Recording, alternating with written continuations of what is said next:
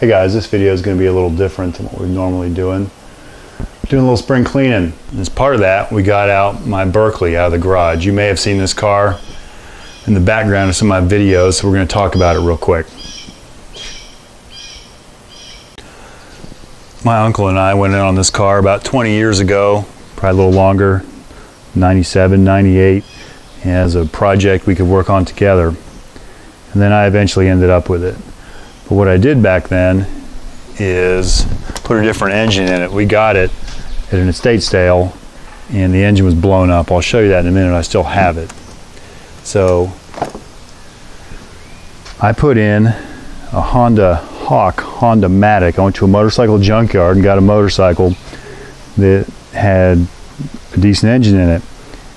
I needed something electric start, obviously, to be able to fit in here. So I adapted that into this vehicle.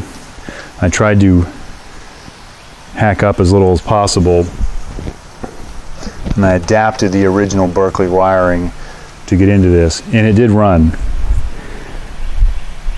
Fast forward 20-some years, and the last year I put a battery in and decided to start it again, and part of the wiring harness melted up under the dash. Well, let's say I put the battery in and tried to start it, and I saw smoke coming out of the breather, which leads me to believe there are some switches in here as part of the Honda Matic setup. I would suspect that one of those is shorted out, and that's what smoked. I disconnected the battery, and it has been sitting ever since. Based on all the other projects I have around here, I've decided I'd like to sell this. So this is a little walk around showing what all we have. So, not wanting to hack up the original hood, I made a hood. So I never really finished this hood, but my plan was actually to go with hood pins. I used the original hood as a mold. So this would be the original hood. Hinges, everything are still there.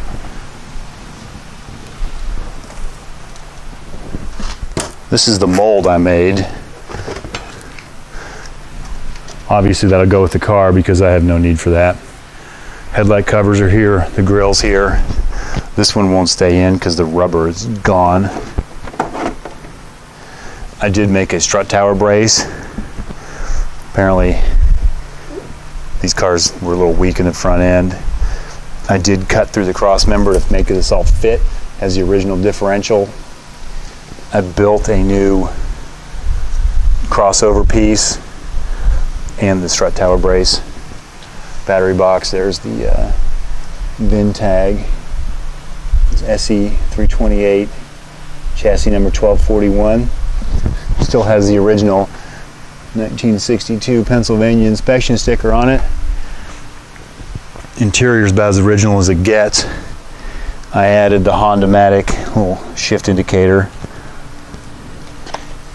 I reproduced the seat cover the best I could. I have the top, which is in actually fairly decent shape. I have the side curtains.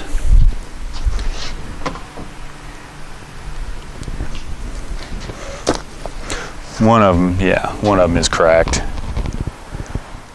I would suspect this is original paint. I don't see any signs of or evidence of repainting.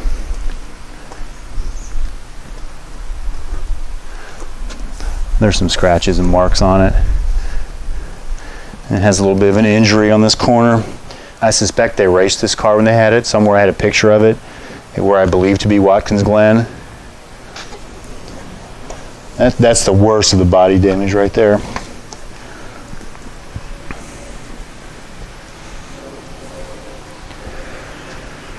The brakes.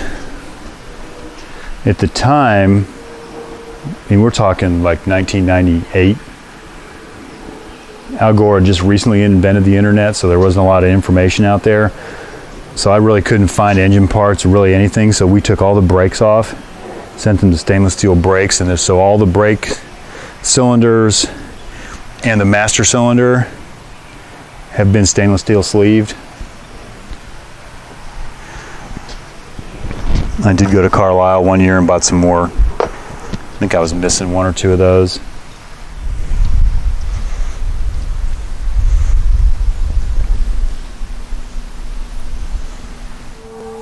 This is the engine that came with it.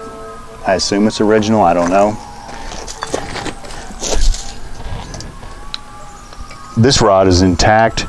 This rod is broken, and I have it somewhere, but so it has a broken rod. I couldn't find any source for any of that stuff at the time. That's why I went the other route with a different engine. The rest of the Dynastar, all that stuff's there. The engine was out of it when I got the car. It does have the wheel spinners. I think I have all of them.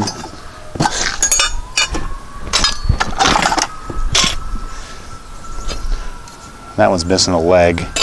I do not have the hubcaps. They did not come with the car. I have some little bits and pieces. These are seat belts I got out of an old BMW I was planning on putting in it. I believe this is the original jack. Have some coffee. Anyway, some hardware. Battery box. Carburetors. I'm assuming that's the original muffler. The other head. The other cylinder. And somewhere around here is the other piston with a piece of a rod attached to it.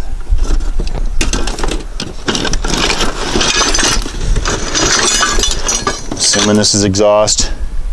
It's probably the original channel. There we go. So I believe this part right here is what sidelined the car.